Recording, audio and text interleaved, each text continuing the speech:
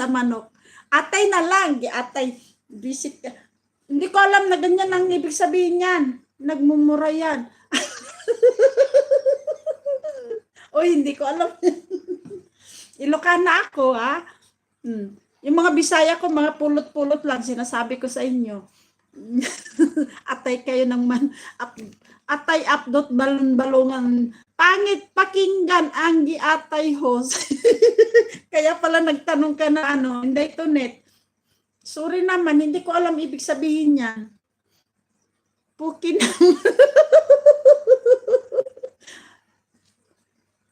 Hindi ko alam yan. Yun ba meaning? O yun daw meaning niya, ano, you're beautiful. Kasi Ilonggo ka, iba naman yung salita niya. Expression niya ng taga Cebuano kung magalit sila. Oo nga, mga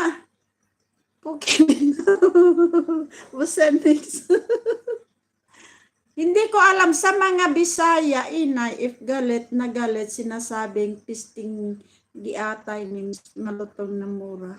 Hindi ko alam yan, ha? O ngayon, alam mo na. At ay update balon-balonan ka, Inday Jennifer. Damay-damay ng update balon-balonan nito. Atay. Pero parang ang hirap, hindi idugtong yung giatay. Oo, palagi kong expression ko na yan mula nung natutunan ko yung salita na yan. Kaya ngayon, papalitan ko na. Atay, updot, balon-balonan ka, San Joms. Umayot ka dyan. Simon ka ngayon sa giatay. Kaya nga, parang hindi ko na wala na naman akong forever. Yung kasasabi ko pa lang naman kanina, baka yun ang ka-forever ko. Wala na naman akong forever. Buti tinanong ko sa'yo kung kaano-ano mo, sige. Di ba, sagot ko baka siya na yung magiging forever ko. Di wala na naman akong forever. Sinong nagturo sa iyo niyan, inay? Hindi kasi Pilamboy, naalala mo yung noon, yung lagay? Oh, kumustang lagay natin dyan? Yan din yung palagi kong sinasabi, di ba?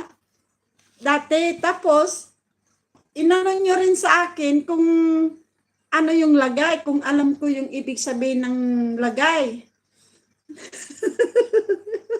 Visit kayo. Nay, ang hirap kasi puro tayo mga Pilipino pero magkakaiba yung sabi, no? Kasi naging expression parang daw joke lang. Kaya nga kaya ako, 'di ba? Nung nakilala nyo na ako, na expression ko na 'yan. 'Di ba? Ano? You're beautiful. Nang pakain ako ng alagahan ko na.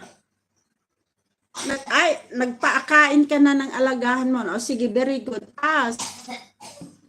Parehas lang yan. Ambanggil at yung ambanggil, hindi ko alam yan.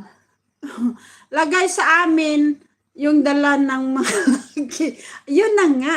Yan nalaman ko na. Pero dati kasi, palagi ko rin sinasabi yan dito sa mga kaibigan natin, mga lalaki. Kumusta ang lagay natin dyan? What's the next? Pero hindi ko alam na kung anong meaning nun. Visit kayo. Ayan kasi. Inday Tonet. Malapit na matapos yung video mo. Inday Tonet. At saka itong sino to? Inday Jennifer. Nakaharang ka.